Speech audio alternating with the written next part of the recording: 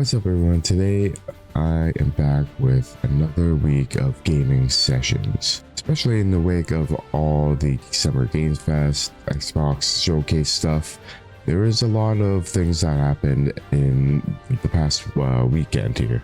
But alongside those showcases and announcements, we had a huge launch of Destiny 2 with the final shape and the final conclusion of the whole Light and Darkness saga. The final shape being the last story beat within what we know as Destiny today is something that a lot of Bungie fans, not just Destiny fans, but Bungie fans will culminate and come together to watch this final end of this crazy story that has been brewing for like 10 years. I really didn't know what to expect. I came in with pretty good expectation of what the final shape would be, but seeing the final product blew me away for what it was. We got all the stuff that we expect from Destiny 2. The fun gameplay, the prismatic abilities that allowed us to change our build up for our personal playstyle, and it really created a lot of theory crafting that the game kind of had already, but it added an extra level with prismatic. And of course, the art style of the whole expansion has been immaculate. It is so good of what the art team has been able to do there in the past 10 years, because every expansion has been pretty amazing art direction wise, from the color palettes, the enemy design, the skyboxes. There's so much to love about what the art team does with each expansion. But the one and really impressive thing that caught my eye and really changed my perspective on how Destiny and Bungie wants to tell stories in the future is the cutscenes are very high production value. I don't know what it is. You can tell by the way the cutscenes are animated, the way it's voiced. The music? It's coming from over there. How we talk.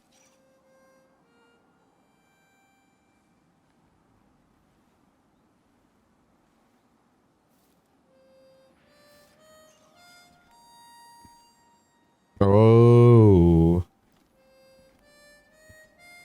Cade? You gotta get better boots, Crow. I could hear you coming a mile away.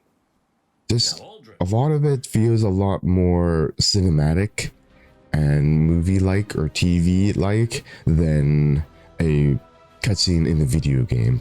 I wasn't too fond of the 4-day race to get raid ready, and then after that, the 2-day race that was the actual raid first race. It just made me rush a little more than I would have. For sure, I would have done the story, completed all of that, and be able to do the raid, but me being at the light level that it required for the raid would have been pretty difficult to do. But I did get it done. I did rush a little bit through the story, more than I would like to. I look around a lot more than a lot of players, so I do take a little longer. Getting back to my thoughts on the campaign, again, it blew me away just to see the production value of the cutscenes. But each of those story missions that we went through had a really cool mechanic that coincided with what we would do in the raid. And that's another thing that I did not get to finish, but did put a good chunk of time to try to beat the first encounter. The campaign had a little bit of everything. Had great story moments, great character moments that we haven't seen in throughout Destiny. We got a lot more of Zavala and his backstory with his family, his ghost, how their relationship is through the past and now. The thing that I didn't get to know a little more was Ikora. She's always been a little mysterious in her own ways, but we did also get a lot of development with Crow, and having Crow and Cade in the same fire team, or team in this case, is it's a good dynamic for the game and the narrative. In the campaign, you go through the Pale Heart, which is the heart of the traveler. What you find out is everything around the traveler is shaped by you, so it's very familiar of the new area. The whole area of the Pale Heart, once you unlocked the campaign, it opens up the whole Pale Heart area and unlocks an activity called Overthrow. And Overthrow has 3 zones in the Pale Heart, and each of the zones will reward you with a exotic weapon, a red border randomly, and some XP. And that's where the endgame kind of starts. When you finish the campaign, the Pale Heart opens up and you start doing those Overthrow activities to get your light level up, go around the Pale Heart to explore it a little more, get all the collectibles and stuff. And the Overthrow is an open public activity where it's mostly solo, because the Pale Heart only requires you to be in the fire team, so you won't see other players running around unless you go through matchmaking on Overthrows. That will allow you to have 2 other guardians with you. Other than that, you're pretty much by yourself in the Pale Heart. And upon doing the Overthrow activities, it felt different from how Destiny laid out their progress or quest systems. It's felt a lot more like a huge open world for public events. And at the start of the post-campaign missions, there are a lot more story moments that you get. It's not going to be a massive, gigantic, or anything like that. It's more little story beats that are kind of connecting the overall narrative of the final shape. When you finish the post-campaign story, you get an exotic quest called The Hunt, which is a story quest slash exotic quest for Cade and his new sniper, The Hunt. And the last exotic weapon is the Microcosm, which gives it more extra difficulty for some of the story missions through the campaign. They're called cooperative focus modes, so this requires a lot more teamwork with your fire team. It's not as crazy as like a dungeon or even a raid, but it does think about how you use your teammates and their arsenals of weapons. One of the mechanics, it's a darkness timer that you will need to reset every time by a fire team member picking it up from you. So every like 50 seconds, I guess, you go run up to the person who has the debuff, you grab it off them, and the timer's reset, and you go through that throughout the whole activity, the mission. But that's just one part of the mechanic. There's a lot of other parts that must be done for like the boss or anything. But again, it's not too difficult. It's a little harder than a strike, but it can be done without comms. A little harder, but it can be. Now, the one thing in this expansion that really caught my eye, made me excited for this whole expansion in the first place, was the Prismatic subclass. Now, initially when they announced Prismatic, it felt like this was going to be the only subclass that you are going to be using. But Prismatic is limited to certain fragments and aspects and supers, so you don't have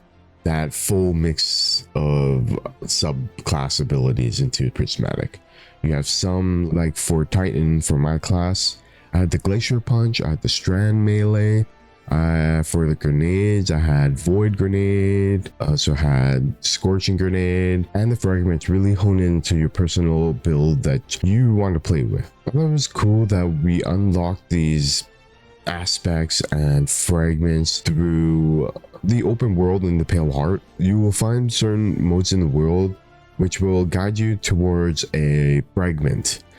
Sometimes these fragments must be found through a puzzle in the open world. I had one where you had to shoot glaciers, which would drop charges, and you have to put these charges into a container, which adds up to 10, and you kind of have to mix and match it, so it will add both those containers up to 10 with the charges. So those puzzles are good. They're well hidden. So you do have to think a little bit, but obviously as Destiny players, we want to get things done as efficiently as possible. All this, everything that has culminated in the last 10 years has led to the final shape. We talked about all the campaign stuff, the story moments, the character moments that we've seen with Zavala, Cayde, Crow, even all the enemies that we've seen and build relationships with for the past 2 years with Kaido, Savathun, all that. It's been kind of insane. We also talked about the art style, how all the new enemies are coming to life more than ever. And don't get me started on the design of Witness. Let's bring an end to your futile exertions. It's freaking menacing. The heads that comes out of his smoke head hair thing, the size of the Witness, it is freaky. The way he can move planets. The art team has done an amazing job with this, and I can't wait to see what they have with the new episodes they're calling. And we talked about the activities with the prismatic, the Pale Heart, how it really opened up to open world public activities. We could see Destiny change the open world activities. I wouldn't be surprised if the next area they implement, whether it be a next expansion or a future update, I can see them having the Pale Heart system, overthrow system. I think it's fun. Going by yourself might not be the most optimal way you can farm for certain gear or anything like that, but it does have like this eerie feeling that you're by yourself. And in the Pale Heart, that's kind of what Bungie wants you to feel like. You're kind of alone, or with your fire team technically, but for the most part, solo players like me, we're kind of alone unless we have the other players just coming in randomly, like blueberries, but that doesn't happen in Pale Heart. But when you're playing solo again, it has that eerie feeling that you're in this by yourself, that the Pale Heart is a solo mission that you must go through as the guardian, the quote-unquote guardian of the world. And this whole thing that I just talked about, I think that I loved about the final shape and the story that it's been telling for the past 10 years, it all culminated into this one cutscene and activity after the raid. Just a little bit on the raid, I mentioned that I did not complete it before, and I spent like 7 to 8 hours trying to do the first encounter line. So I don't really have too much to say on Salvation's Edge, other than I could see the mechanics building more and more, and the contest mode was just insane for that raid. But that doesn't matter, because the first fire team that did beat it opened up this huge cutscene and new activity for everyone to play. Was so epic. The new production value I see in the final shape is obviously here. It really had a full Avengers Endgame moment where we see a bunch of Hive coming in, we see a bunch of Cabal come in with Kaido. Who else? We got Mithrax with all the Fallen and Elixir. It's so crazy. And we got everyone from the tower, the Vanguard fire team with Korra, got Crow, got Cayde even, and Commander Zavala leading the charge. It was so epic. Right now I have goosebumps. It's so cool the way they set everything up for this one final activity and battle with the Witness. And to our surprise, it was a 12-player PvE activity. And that was the first time Destiny has ever had a PvE activity that went up to 12 players. And it was one of the most epic things I've seen in Destiny. The activity wasn't hard at all. I mean, for it being a 12-player activity, it shouldn't be hard. It should be just a horde mode kind of thing. And that's pretty much what it was. You're moving to one side, another with the plates, and once we got into the boss arena with the witness, we did a little more of moat grabbing and putting it into a container, moat grabbing, doing it again, and the boss encounter throughout the phases really didn't change much. For me, it really felt like a MMO raid. The way the boss phase was set up. Once the DPS phase is coming up, everyone goes into the center circle and we get to shoot the witness's plates on his chest. And the reason why I say it's like an MMO, because they have a lot of AoE markers, and if you don't dodge it right away, you will be hurt. They also put a crazy one-hand slam that pretty much kills everyone with one hit. I can't do anything there. Actually, God damn it. and if you're not fast enough and you're not off the platform, you're gonna die. Yeah, I've seen it twice happen to me and a lot of players, but it was a funny scene to see. And once the witness fell, that was the end of the Light and Darkness saga. There was a cutscene at the end of the activity that was heartfelt. It really made you think about those last 10 years in Destiny, people you played with, the times and memories that you made. It really felt like an end of a whole story arc. And that's gonna do it for gaming sessions this week.